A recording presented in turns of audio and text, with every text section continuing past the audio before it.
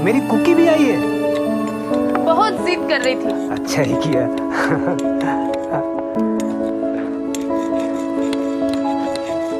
ये कौन है? ये राजा धीराज कनिष्क हैं। क्या करते हैं?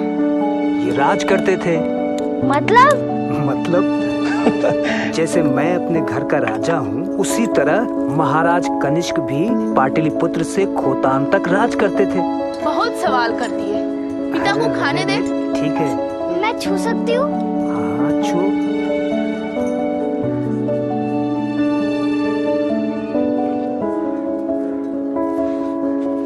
बाप रे, इतने बड़े जूते।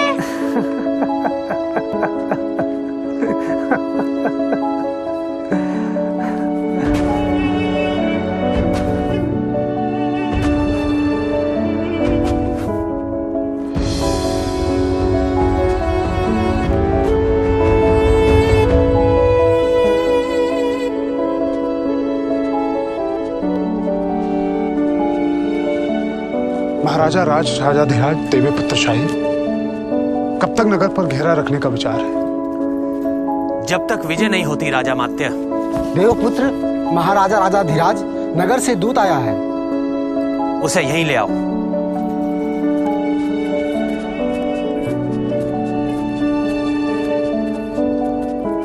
देवपुत्र शाही शाहानुशाही को मेरे स्वामी ने प्रणाम किया है। यदि आज्ञा हो तो दूत निवेदन करे। आज्ञा है।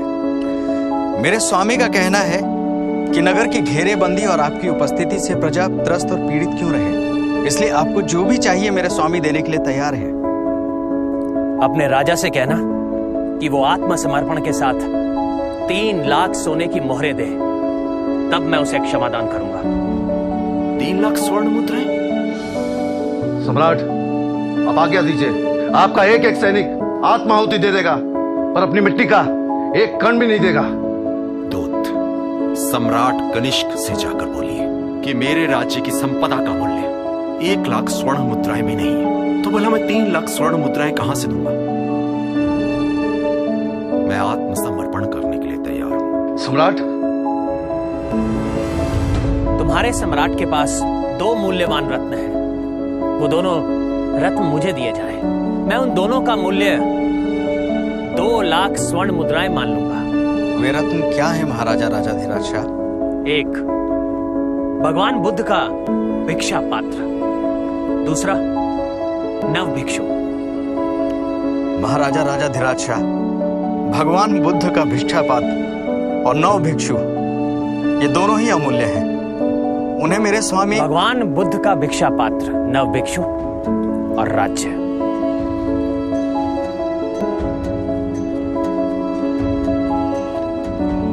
राजाधिराज, भिक्षा पात्र और नव भिक्षु का क्या करेंगे शाह? भगवान बुद्ध का भिक्षा पात्र कभी खाली रहना चाहिए? नहीं शाह। किसी भी भिक्षु का पात्र खाली रहना चाहिए? नहीं शाह।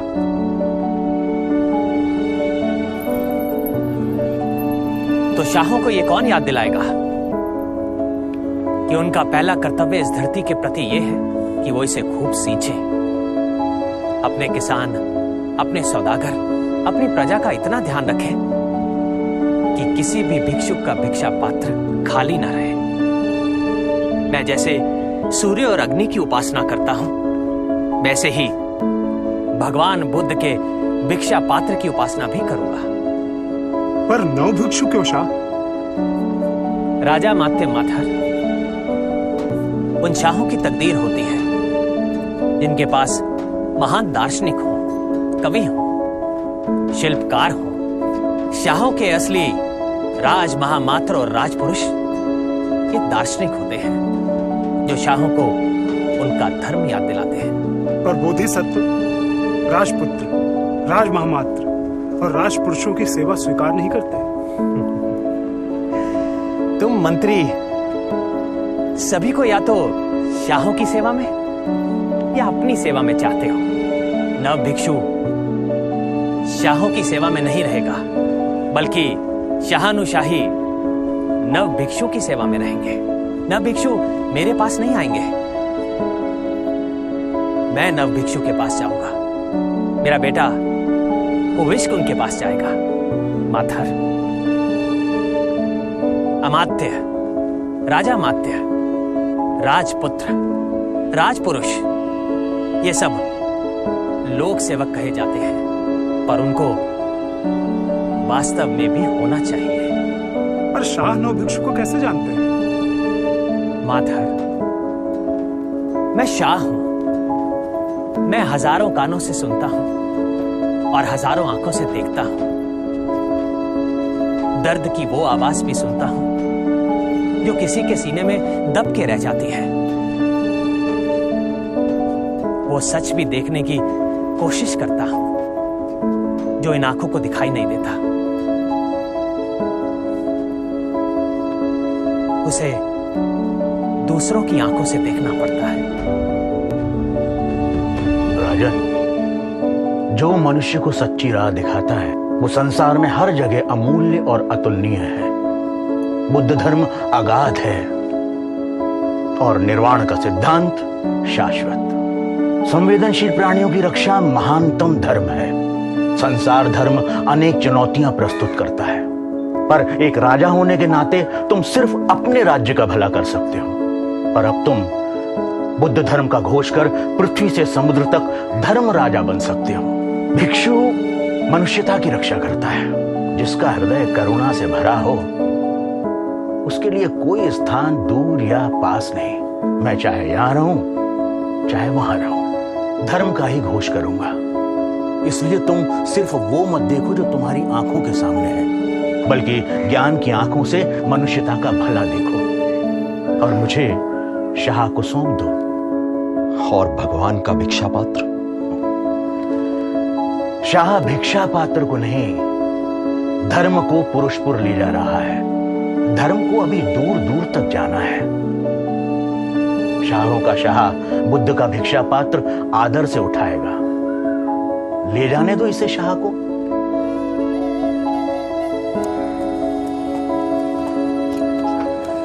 शुंग हो या सातवाहन, शक हो या कुषाण, सभी एक दूसरे से ले दे रहे हैं। क्षेत्रपाल शब्द शकों और पहलव शासन में क्षत्रप हो गया। महाक्षत्रप राजा के लिए और क्षत्रप उपराजा के लिए प्रयोग में लाया गया। वही महाक्षत्रप और क्षत्रप कुषाणों में क्षेत्रीय शासकों के लिए प्रयोग किया गया। पर मूल शब्द तो शत्रु से ही है। शत्रु से रक्षा करने वाला क्षत्रिय। क्यों? अब शक शासन में कार्यकारी अधिकारी कर्म सचिव कहे जाते हैं। तो पहले कर्मांतिक था या सातवाहन में नवकर्मी। रक्षा अधिकारी शुंगो सातवाहन में नायक था। अब यह शाहों के शासन में कनिष्ठ सुरक्षा अधिकारी दंडपाल है। शक शासन का वरिष्ठ रक्षा अधिकारी महादंड नायक था। वही कुषाणों में भी महादंड नायक ही है। ग्राम व्यवस्था पहले भी ग्रामणी या ग्रामिक देखते थे। अब शाहों के शासन काल में भी ग्रामणी भी ग्राम व्यवस्था देखते हैं। ग्राम भोजक और ग्रामीण युक्त ग्रामणी की मदद करते हैं। पहले भी करते थे। ग्राम भोजक और ग्रामीण मैंने पहले नहीं सुने। ग्राम भोजक गांव में भूमि का स्वामी होता है और ग्रामीण ग्राम की सभा का कर्मचारी। हाँ, पर शाह ग्राम पर ग्राम स्वामियों के जरिए नजर रखते हैं। ग्राम स्वामी क्षत्रप राज्य के बड़े अधिकारियों को वेतन के बदले गांव दे दिए जाते हैं और छोटे अधिकारियों को नगद में वेतन देते हैं शाह। बाकी चाहे उत्तरापथ हो या दक्षिणापथ, राज्य को व्यवस्था के लिए जिले और प्रांत में बांटना पड़ता है। अब शाहों का जिला विषय कहलाता है और प्रांत भुक्ति। भुक्ति मां क्षत्रप चलाते हैं और विषय क्षत्रप। परिषद सभी शासनों में नहीं है, अब भी है। बस अब परिषद का सदस्य परिषद्यम कहा जाता है। आपको तो शाह के परिषद में होना चाहिए। मेरे पिताजी सौदागर थे तो मैं भी सौदागर बना। अगर वो राज सेवा में होते तो शायद मैं भी राज सेवा में होता। अब शाहों का तो पता नहीं, लेकिन शक शासन में राज सेवा एक परंपरागत धंधा था। परंपरागत धंधा? हाँ, लोगों की सेवा भी रोजगार ही है। अरे धीरे बोलो, कहीं कोई सुन न रहे।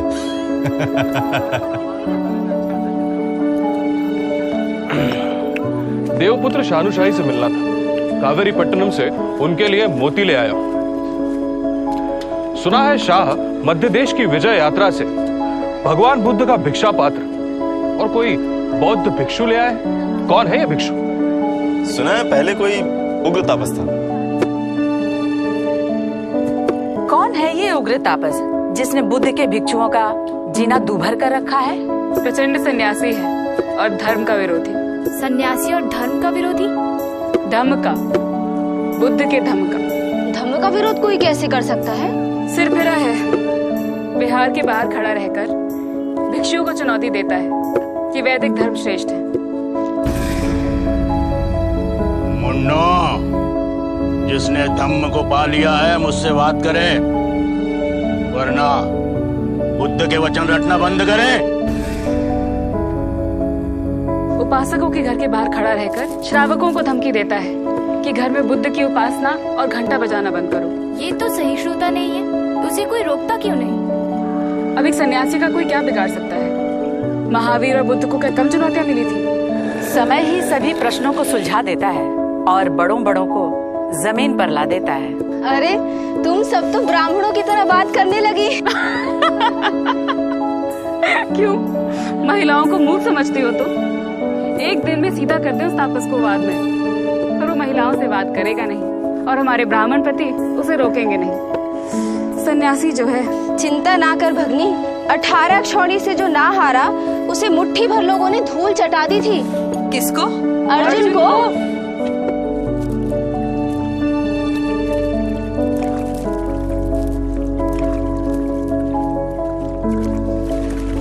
प्रणाम स्वामी।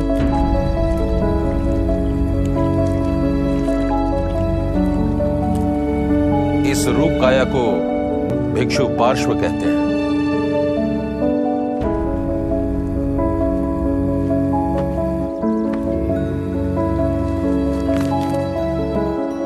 इस शरीर को उग्र तापस। आपकी तपस्या को नमन। पर यह भिक्षु आपसे वाददान चाहता है।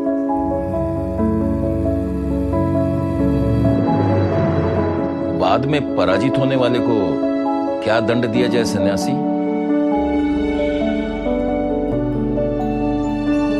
हारने वाले की जीभ काट दी जाए।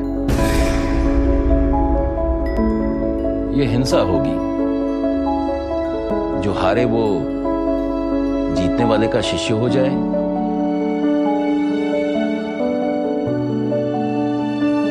स्वीकार है। पहला प्रश्न कौन करेगा? मैं आयु में तुमसे बड़ा हूं। तुमसे वाद करने के लिए दूर से आया हूं और सभा में वाद करने के लिए आसन भी मैंने पहले ग्रहण किया है। इसलिए पहला प्रश्न मुझे करना चाहिए। मेरे लिए कोई अंतर नहीं पड़ेगा। आप जो भी कहेंगे मैं उसका खंडन करने वाला हूं। इसलिए आप पूछें। इस संसार को शांति और दीर्घायु, प्रजापालक से युक्त, धन धान्य और आनंद से पूर्ण, सारे दुखों और आपदाओं से मुक्त संसार बनाना चाहिए।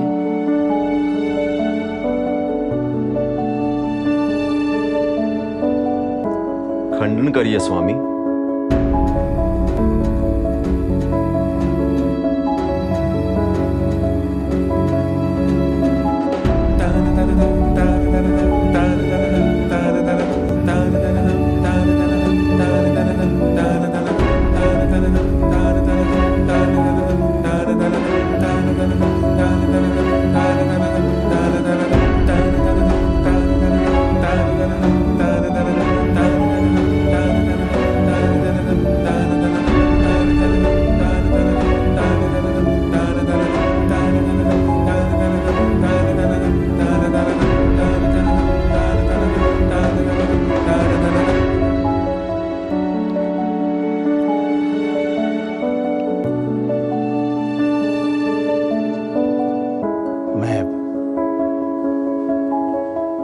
संपदा लेने के लिए तैयार हूं बनते। अब तुम नव भिक्षु हो।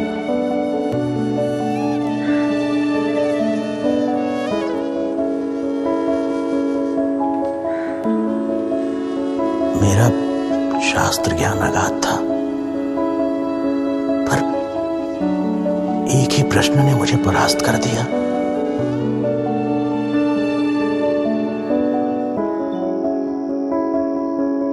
इस संसार को शांति और दीर्घायु, प्रजापालक से युक्त, धन धान्य और आनंद से पूर्ण, सारे दुखों और आपदाओं से मुक्त संसार बनाना चाहिए। क्या यही धर्म है शासक का? क्या यही धम्म है भिक्षु का?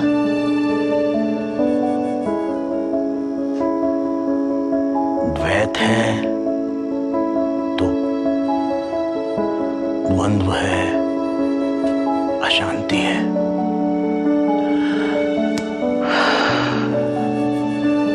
अद्वैत है तो निर्द्वंद्व और शांति। संसार दुख मुक्त हो, आनंद से भरा हो, यही तो वेदों की भी अभिलाषा है। यही धम्म का मार्ग। एक ही सत्य के दो नाम हैं, धम्म और धर्म। मैंने हार कर धर्म को पा लिया। अब पार्श्व मेरे आचार्य और बुद्ध मेरे शास्ता। बुद्धं शरणं धम्मं शरणं संघं शरणं। पर शाह ने नव भिक्षु को ही कैसे चुना? मथुरा में एक सौदागर के साथ बिहार में चला गया था। वहां मेरी मुलाकात नव भिक्षु के आचार्य भंते पार्श्व से हुई थी। मैं विजय के लिए निकला हूं भंते। तृष्णा जो सभी दुखों का कारण है, उस पर विजय पालो, विजय हो जाएगी। लौटते समय मैं अपने साथ क्या लेकर जाऊं भंते? धम्म और कल्याण मित्र, ऐसा मित्र जो तुम्हें सदा कल्याण का मार्ग ही दिखाए। भिक्षु कल्याण मित्र होता है। आप मेरे साथ चलिए बदंत।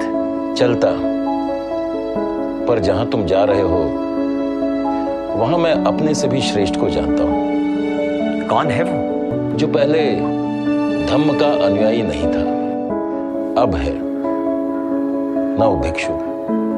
वो नव भिक्षु ही अश्वघोष है। अरे, नव भिक्षु अश्वघोष कब बन गए? पुरुषपुर लौट आने पर भी माथर और दूसरे मंत्री मुझसे बार बार एक ही बात कहते हैं। भगवान बुद्ध के भिक्षा पात्र का मूल्य 1 लाख स्वर्ण मुद्राएं समझ में आता है शाह, परंतु नव भिक्षु का मूल्य 1 लाख स्वर्ण मुद्राएं, मुझे तो कोई असाधारण सी बात नहीं दिखी उस भिक्षु में। बुद्ध के भिक्षा पात्र का कोई मूल्य दे सके, ऐसे किसी राजा ने जन्म लिया है संसार में माथर? फिर मेरी क्या औकात? शाह, हम सभी को और मुझे भी नव भिक्षु का मूल्य ठीक नहीं लगा। मुझे इस बात की खुशी है कि इतने दिनों बाद भी मेरे राजा मात्य राज्य की आय की चिंता करते हैं। क्यों ना उस नव भिक्षु की परीक्षा ली जाए? क्यों? कौन करेगा प्रश्न नव भिक्षु से? मैंने दूर और पास के भिन्न भिन्न पंथों के श्रमणों को बुलाया और नव भिक्षु से धम्म का उपदेश देने की प्रार्थना की। नव भिक्षु ने बुद्ध की कथा और धम्म का उपदेश दिया। सबका मन करुणा और मैत्री से भर गया। सब में धम्म जिज्ञासा जागी। पर माथर और मेरे मंत्री अभी भी संतुष्ट नहीं थे। इसलिए मैंने 7 घोड़े, जिन्हें मैंने 6 दिनों से भूखा रखा था, ऐसे घोड़ों के सामने सभा में नव भिक्षु को धम्म देशना देने को कहा। अश्वों को धम्म उपदेश? हाँ।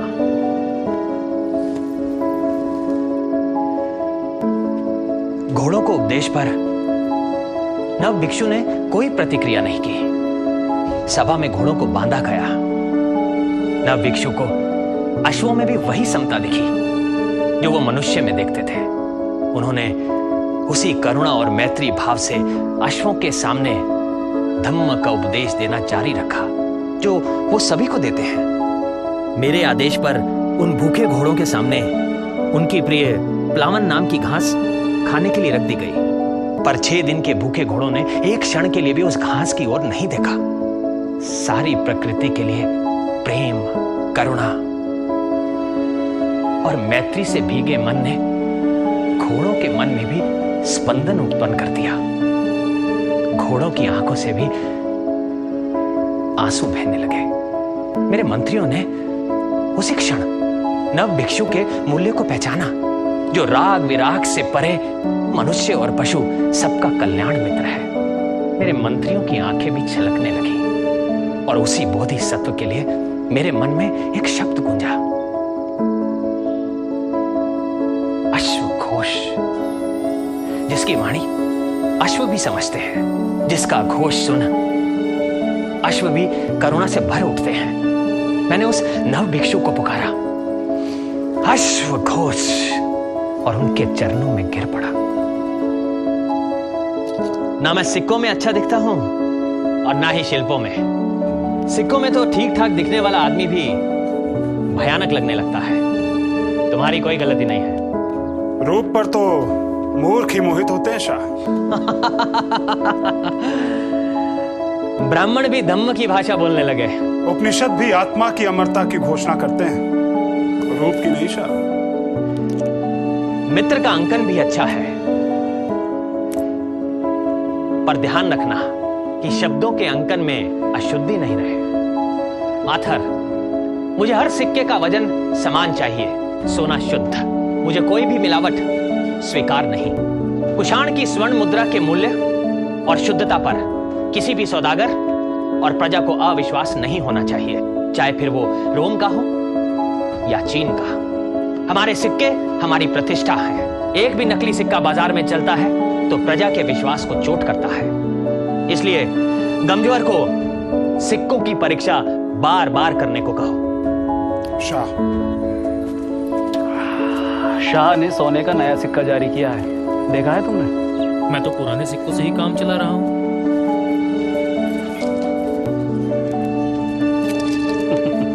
तो नया देख लो। मुख पर तो महाराज राजाधिराज कनिष्क का चित्र है, लेकिन पीछे किसका चित्र है? ऋग्वेद में वर्णन के अनुसार मित्र और अवेस्ता में मित्र के तौर पर किया गया है। यानी भारतीयों और पर्सिया के देवता।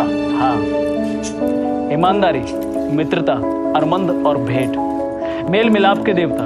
भारत बल्क से लेकर रोम देश तक मित्र देवता अलग अलग रूपों और नामों में जाने जाते हैं। पर ये कौन सी भाषा है? बंगटीरियन में मित्र लिखा है। शाहनुशाही भी कमाल है। स्वयं सूर्य और अग्नि के उपासक, भारतीय मूल के नहीं, पर अपने सिक्कों पर भारतीय, ग्रीक, सुमेर, ईरान सभी मुल्कों के देवता सभी का बराबर आदर और सम्मान करते हैं। जिनके साम्राज्य में जिनकी प्रजा कई देवी देवताओं को मानने वाली हो और जिनका साम्राज्य पाटलिपुत्र, कश्मीर, श्री चंपा से लेकर खोतान, यारकंद, कासगढ़ तक फैला हुआ हो और जिनके सौदागर उत्तरापथ, दक्षिणापथ से लेकर रोम तक व्यापार करते हो, वो शाहों के शाह सभी के देवताओं का आदर करने वाले और अपनी प्रजा का सम्मान करें, वो भारत में पला बड़ा हुआ शाह ही कर सकता है। शाह कनिष्क भारत में पैदा हुए हैं क्या? यही पुरुषपुर में। उनके पूर्वज बाहर से आए थे। शाह कनिष्क के पिता शाह विम के समय में उत्तरापथ और रेशम मार्ग पर चीन और रोम के बीच व्यापार का ऐसा विकास हुआ कि शाह विम कैडफिशस ने अपने कुषाण साम्राज्य में पहली बार सोने के सिक्के चलाए। रेशम मार्ग पर सुरक्षा और रखरखाव के कारण भारत बहुमूल्य रत्न, मोती, रेशम, मलमल, तरह तरह के वस्त्र, बर्तन, जड़ाऊ, सोने चांदी से जड़े हुए आभूषण, कढ़ाई किए हुए कालीन, कवच और हथियार, हाथी दांत, सुगंध, दवाइयाँ और मसाले चीन से पश्चिम में रोम तक निर्यात करता है और सोना, चांदी, बेशकीमती वस्तुएं, आसत और दास रोम से आयात करता है। शाहविम कैडफिसस के सिक्कों पर भी नंदी के साथ और नंदी के बिना शिव और त्रिशूल का अंकन मिलता है। और बौद्ध के त्रिरत्न का भी। कुषाण हमेशा से सभी देवताओं का आदर करते रहे हैं। ग्रीक मनिंदर ने यहाँ आकर बुद्ध को अपना लिया, शकों ने यहाँ आकर भारत को अपना लिया, लगभग भारतीय हो गए। शाह कनिष्क तो यहीं पैदा हुए और हम वैदिकों जैसे ही सूर्य और अग्नि के उपासक हैं। अब वे अश्वघोष को पुरुषपुर ले आए हैं तो कोई आश्चर्य नहीं कि वो भी प्रियदर्शी अशोक की राह पर चल दें। देवताओं का प्रियदर्शी राजा ऐसा कहता है, ऐसा कोई दान नहीं जैसा धर्म का दान है।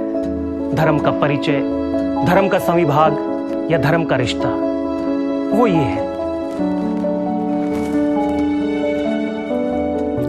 दास और सेवकों के साथ उचित व्यवहार, माता पिता की सेवा, मित्रों, परिचितों, रिश्तेदारों, ब्राह्मणों और श्रमण सन्यासियों को दान, प्राणियों की हिंसा न करना, पिता, पुत्र, स्वामी, साथी, भाई, मित्र सभी ये कहें ये अच्छा है, इसे करना चाहिए। जो ऐसा करता है वो इहलोक की सिद्धि करता है और धर्म दान से अनंत पुण्य का भागी होता है। देवानाम प्रिय अशोक का ये शिलालेख यहां से लगभग 27 कोस की दूरी पर है। शाह,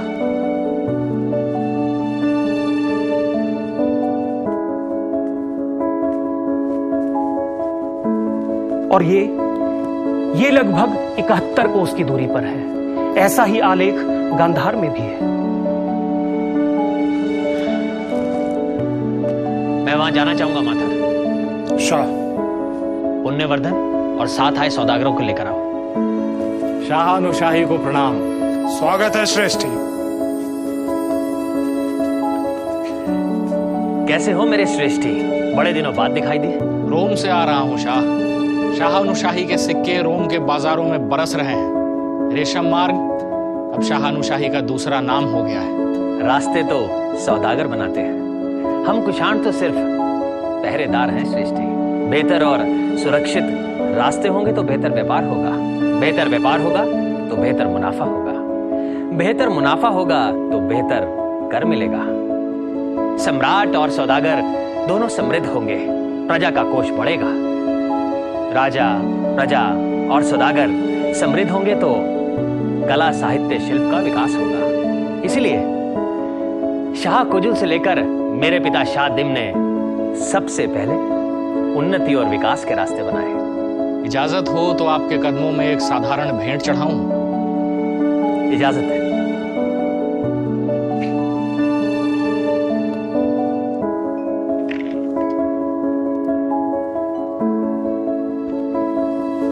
और अब एक असाधारण भेंट जिसकी कीमत मैं नहीं लगा सकता।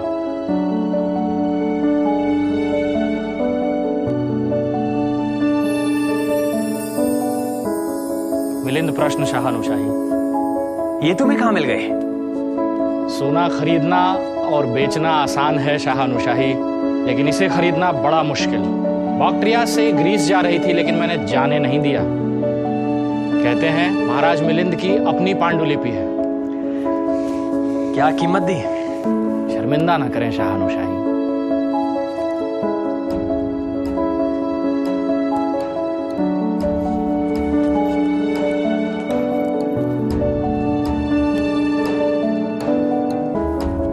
बनते, ये केश नागसेन है।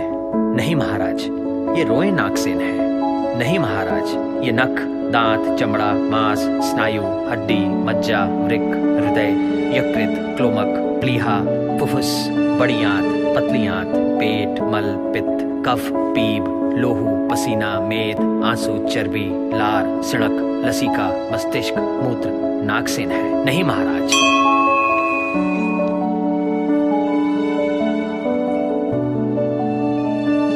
क्या पढ़ रहे थे?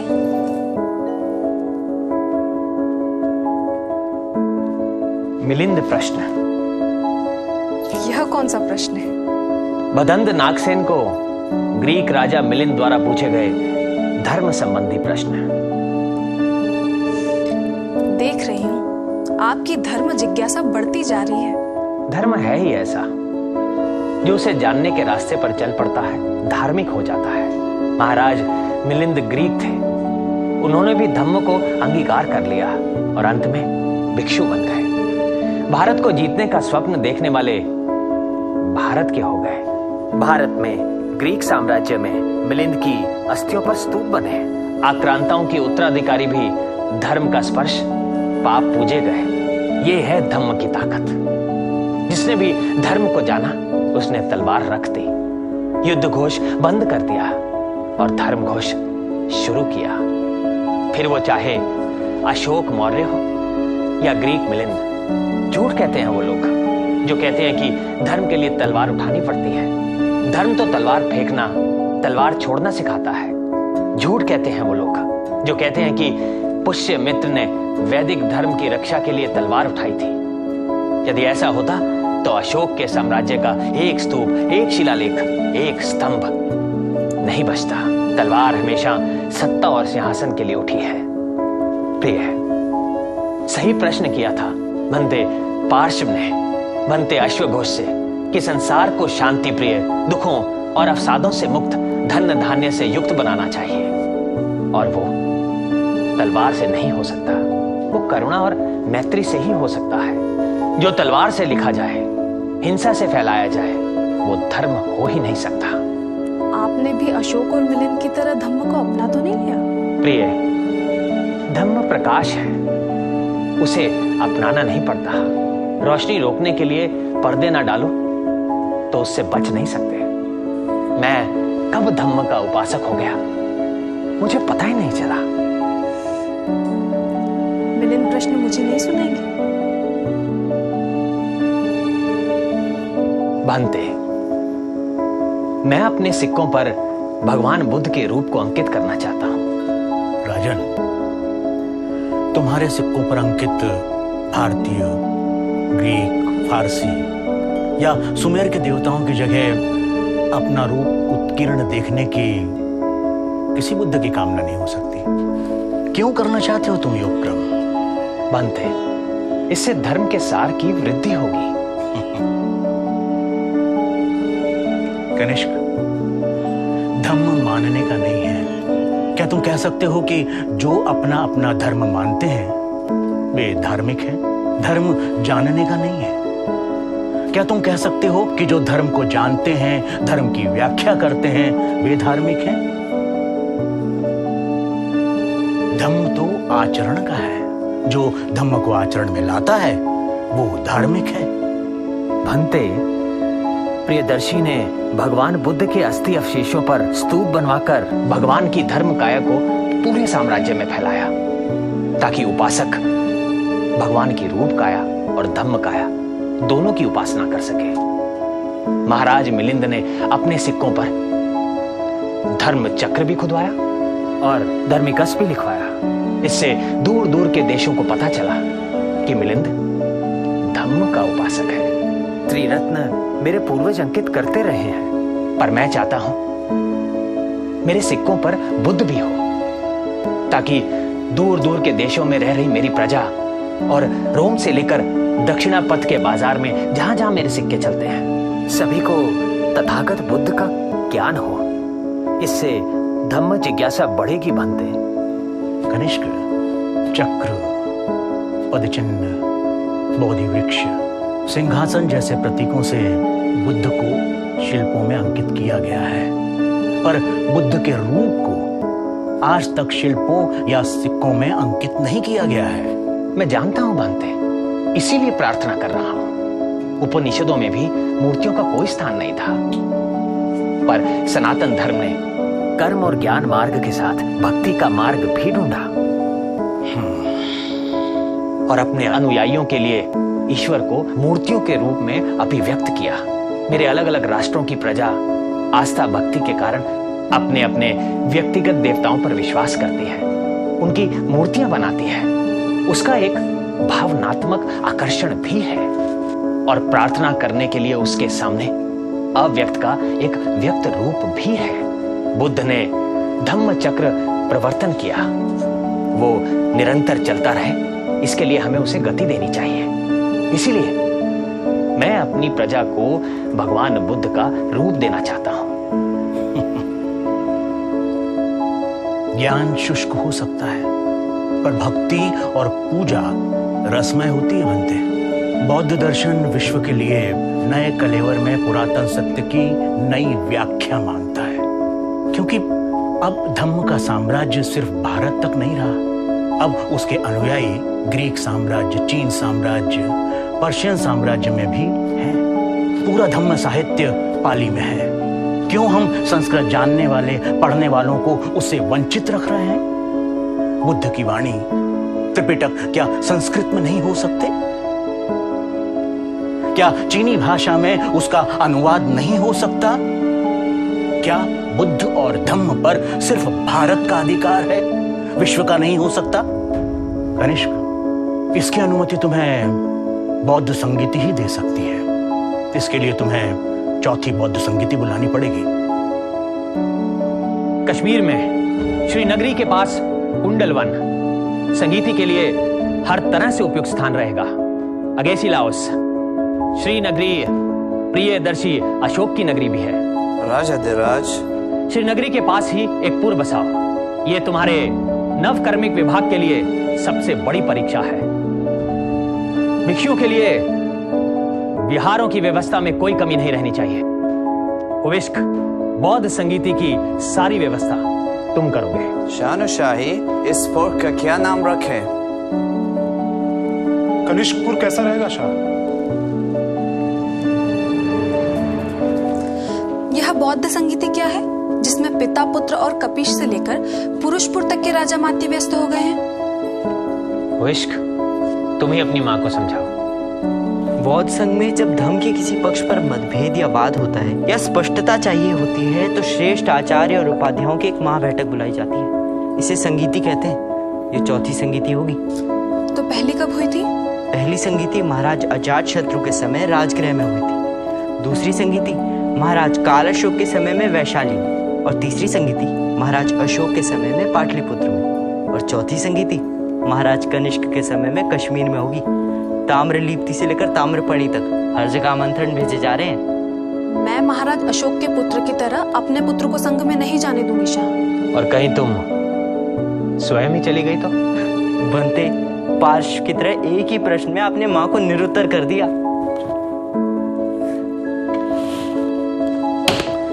सुना, पूरे देश से महास्थेवर और श्रेष्ठ आचार्य कश्मीर में जमा हुए। चौथी संगीत थी ना?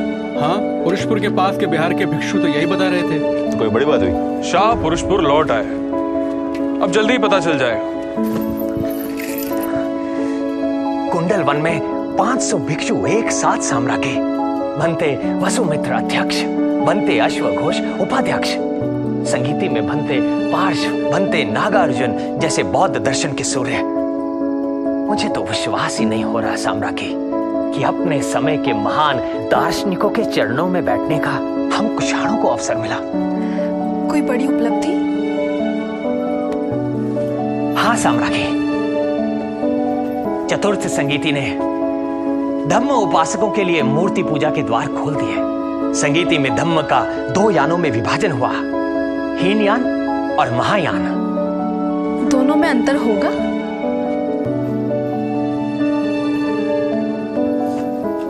हीनयान अपनी पुरानी परंपराओं का अनुसरण करेगा और मूर्ति पूजा नहीं करेगा, और महायान के अनुयायी बुद्ध के साकार रूप की पूजा कर सकेंगे, प्रार्थना कर सकेंगे। बनते वसुमित्र ने त्रिपिटक पर संस्कृत में महाविभास नामक भाष्य के संकलन का दायित्व लिया।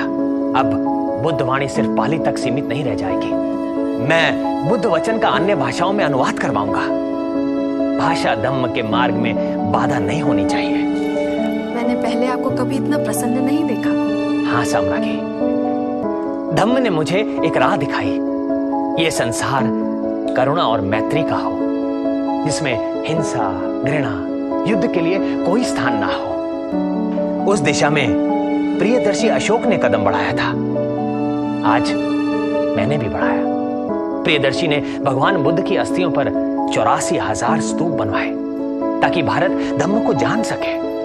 मैं भगवान बुद्ध की मूर्ति पूरे साम्राज्य में लगाऊंगा ताकि भगवान को लोग देख सकें, करुणा मूर्ति को अपने भावों में महसूस कर सके, उनकी अभ्यर्थना कर सके, साम्राज्ञी, जैसे अशोक के धर्मलेख गुफाओं में, पहाड़ों, पत्थरों में, स्तंभ, नगरों और नदियों के किनारे खड़े हैं, वैसे ही अब संसार का कोई कोना नहीं होगा जहां बुद्ध नहीं होंगे, जहां धम्म नहीं होगा।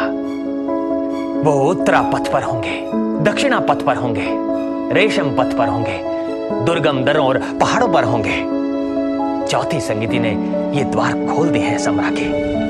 आप कितनी मूर्तियां बनवाने की सोच रहे हैं? सम्राज्ञी, मैं अब एक भी बनवाऊंगा तो ये संसार 1 लाख बनवाएगा।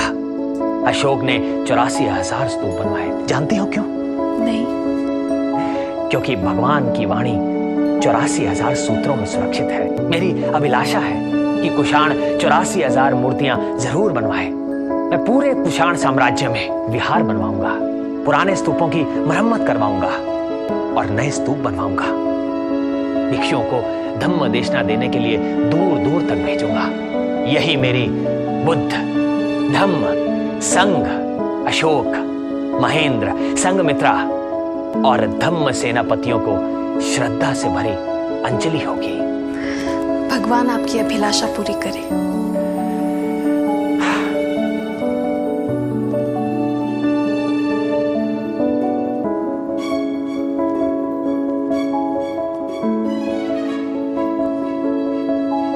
मेरी दाढ़ी कांटों जैसी ना बनाओ।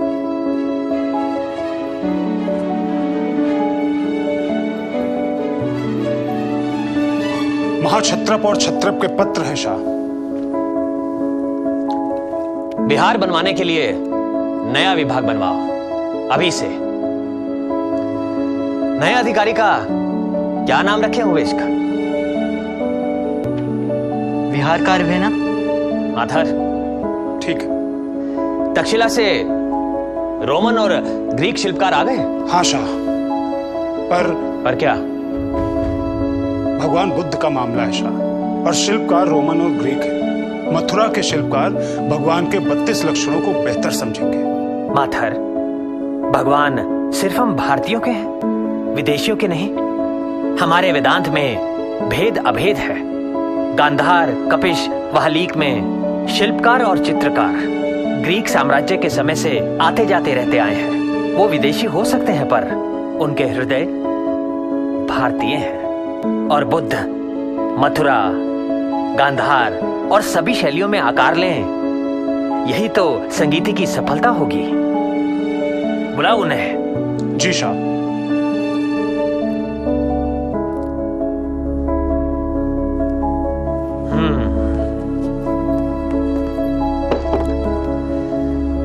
बुद्ध का शिल्प बनाने के लिए तुम्हें अपना धर्म बदलने की जरूरत नहीं है। क्यों माथर? मैंने अपने सिक्कों पर ग्रीक देवता हेलियोस, हेफेतोस, सेलेने, अनेमोस, पर्शियन देवता द्रव्सपा, अतर, मैं, मित्र मजदा आदि सभी को खुदवाया, पर मैंने अपना धर्म नहीं बदला। धर्म व्यक्तिगत होता है और मेरे सिक्के इन देवताओं के कारण किसी ने ना लिए हों, अब तक तो ऐसा नहीं हुआ है। हंसी आ रही है तो हंस सकते हैं आप। मेरे सोने के सिक्के, मेरे चांदी के सिक्के, धरण, तांबे के कारशापण सभी बाजार में है। आत्म संस्कृति वैशिल्पानी आत्मान मेवास्य तत्संस्कुर्वन्ति। शिल्प आत्मा के संस्कार हैं, इसलिए शिल्प मनुष्य की आत्मा को संस्कारित करता है। इसी जिम्मेदारी से आपको, बुद्ध को, शिल्प में आकार देना है। भगवान बुद्ध के 32 मुख्य और 80 अन्य लक्षण कहे गए हैं। उन्हें समझाने के लिए भिक्षु आपकी मदद करेंगे। उन्हें समझकर अपना श्रेष्ठ करें। मेरी शुभकामना आपके साथ है। और गलतियां होने पर आपके हाथ, पैर और गला नहीं काटा जाएगा।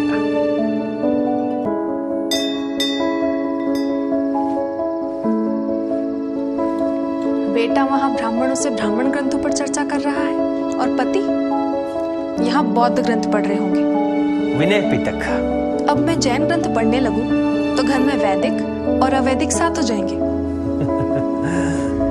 चलो, इस बात से एक बात तो तय हुई कि इस घर में कोई बौद्ध हो ना हो, पर सब बौद्धिक हैं। कहिए, क्या हुक्म है? तुम्हारे लिए एक उपहार लाया हूं। हो ही नहीं सकता, आपसे यह गलती हो ही नहीं सकती।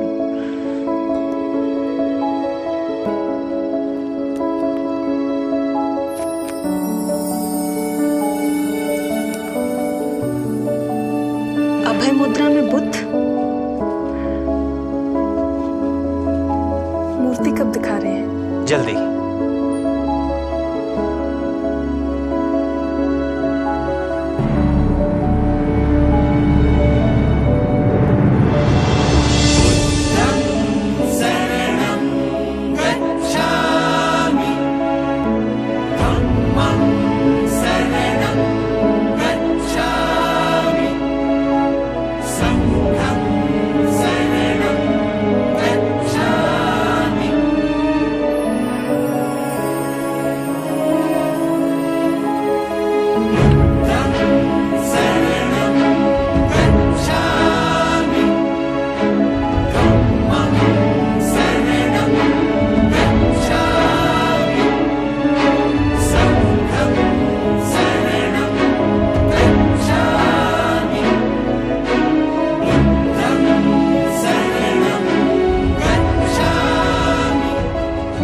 महायान ने बुद्ध को भगवान बुद्ध बना दिया। शाक्य मुनि बुद्ध, मैत्रेय बुद्ध के रूप के सिक्के भी चल पड़े। तो उसमें गलत क्या है श्रेष्ठी? भग एवं भगवान, भग ही भगवान है। यजुर्वेद तो यही कहता है। भग यानी ज्ञान, वैराग्य आदि आत्मगुण। और कुछ भी कहो, आज रेशम मार्ग पर भी बुद्ध की वाणी गूंज रही है। बुद्ध की प्रतिमाएं लग रही हैं। कश्मीर में जो कनिष्कपुर है वो नगर का रूप ले रहा है। देश में विहार बन रहे हैं। पुरुषपुर के पास जो पुराना स्तूप है उसे बड़ा किया जा रहा है। आज तक जो देखने में न आया ऐसा स्तूप बन रहा है। सुना है कि यह नया स्तूप हमारे संसार की सबसे ऊंची इमारत होगी। किसने सोचा था कि बौद्ध भिक्षु संस्कृत को अपनाएंगे? अश्वघोष बुद्ध चरितम, सौंदर्यानंद काव्यम संस्कृत में लिखेंगे। क्या बात? महायान से स्पर्धा कहो या प्रेरणा, बुद्ध प्रतिमाओं की देखा देखी वैदिक और जिन देवताओं की बड़ी बड़ी प्रतिमाओं की भी बाढ़ आ गई है। मथुरा और सांची के शिल्पकारों को तो जैसे नया जीवन मिल गया है। बुद्ध ने भारत को धम दिया और कनिष्क ने भारत को प्रतिमा में बुद्ध।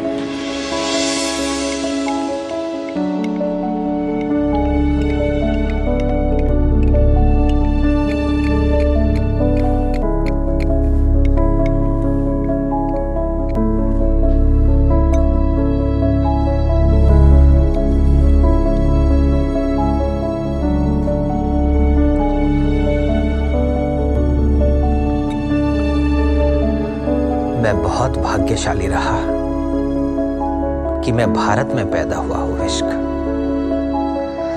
मेरे पिता विम कैटफिसेस या दादा विम तख्तू ने कभी याद नहीं दिलाया कि मैं युची हूं। हम कुषाण भारत के आए, भारत ने हमें अपना लिया और हम भारत के हो गए। इसलिए मेरी एक बात हमेशा याद रखना हो इश्क, कि भारत की ये धरती हमारी मां है और हम इसके पुत्र। मां बेटे का ये रिश्ता सबसे पवित्र रिश्ता है। हम सब एक मां के गर्भ से जन्म लेते हैं और धरती के गर्भ में समा जाते हैं, और जब तक धरती पर सांस लेते हैं हमारी हर जरूरत ये धरती पूरा करती है। इसलिए हम इसकी उपासना करते हैं।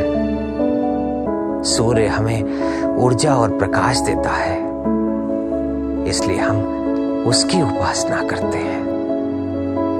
चंद्रमा हमें शीतलता देता है, इसलिए हम उसकी उपासना करते हैं।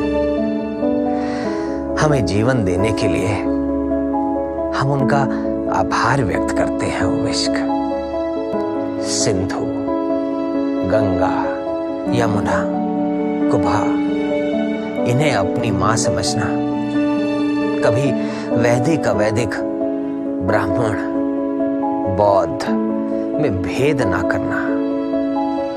मेरे पिता शिव के उपासक थे, पर सभी देवताओं का सम्मान करते थे। मैं बुद्ध का उपासक हूं, पर मैंने सभी देवताओं का सम्मान किया। मैं जानता हूं कि तुम भी अपने दादा की तरह शिव के उपासक हो। यही भारत है। अपने अपने देवताओं में विश्वास,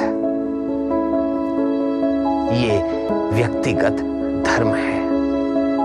विश्क, पर एक धर्म और भी है जो इस धर्म के भी ऊपर है, और वो है राष्ट्र धर्म।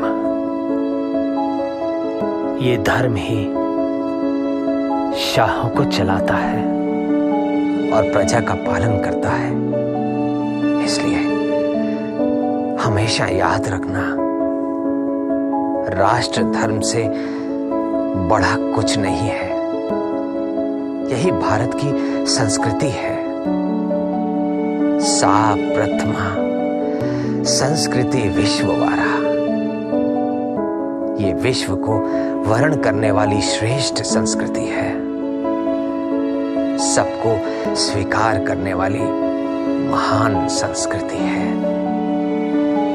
इसके अनुयायी बनना और इसकी रक्षा करना। तुम्हें बौद्ध बनना है, बौद्ध बनो। जैन बनना है, जैन बनो।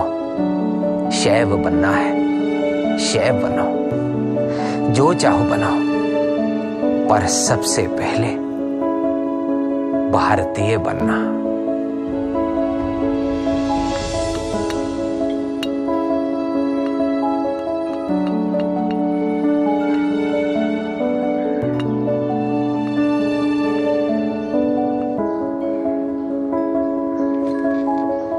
किस सोच में है बप्पा? सोच रहा था कि भला हो राजाधिराज कनिष्क का, जिन्होंने बुद्ध की मूर्तियां क्या बनवाई, हमारे सारे देवी देवता जागृत हो गए। पर महाराज, भविष्य के शासन में तो भगवान शिव और भगवान स्कंद की मूर्तियां बन रही हैं। बुद्ध की भी, और भगवान शिव और भगवान कार्तिकेय की भी। महाराज कनिष्क भगवान बुद्ध के उपासक थे, और महाराज भविष्य भगवान शिव। इसीलिए उन्होंने मिस्र, रोम और फारस के देवी देवताओं के अलावा अपने सिक्कों पर भगवान शिव और स्कंद के रूप को उकेरा। संसार का सृजन और विसर्जन करने वाले भगवान शिव, और दुष्टों से लड़ने के लिए हमेशा तैयार देवताओं के सेनापति स्कंद। भगवान कार्तिकेय के लिए महाराज विष्क ने अपने सिक्कों पर लिखवाया है महासेना। बप्पा, राजा महाराजा अलग अलग देवताओं को सिक्कों और मूर्तियों में उकेरवाते हैं, और हम शिल्पी भी तो सभी को समान भाव से पत्थरों में उकेरते हैं। फिर राजा और शिल्पी में अंतर कहां? तू ठीक कह रहा है बेटा। राजा महाराजा भी हमारी तरह शिल्पी होते हैं, और होने भी चाहिए। जैसे हम शिल्पी सभी रूपों में अपने ही ईश्वर को देखते हैं और अलग अलग देवताओं के आकार को उकेरते हैं, क्योंकि यह हमारा धर्म है। वैसे ही राजा महाराजाओं को सभी में एक ही सच को देखना चाहिए, वो उनका धर्म है। मूर्ति पूजा होनी चाहिए नहीं होनी चाहिए, इस बात पर बहस तो वैदिकों में, अवैदिकों में, हीनयान में, महायान में, बौद्धों में, ब्राह्मणों में चलती रहेगी।